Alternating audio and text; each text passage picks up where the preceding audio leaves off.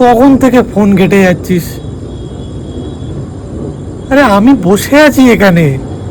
Hello, আরে আদৌ আমি এক্সিস্ট করি এখানে? শুনতে পাচ্ছিস? আমি এক্সিস্ট করি এখানে। হাই। হ্যাঁ, ভিডিওগুলো খুবই ভালো। তুইও তো এরকম ফানি ভিডিও করতে পারিস। কিছু বলছিলিস আমায়? না রে, আমার কিছু বলার নেই আর।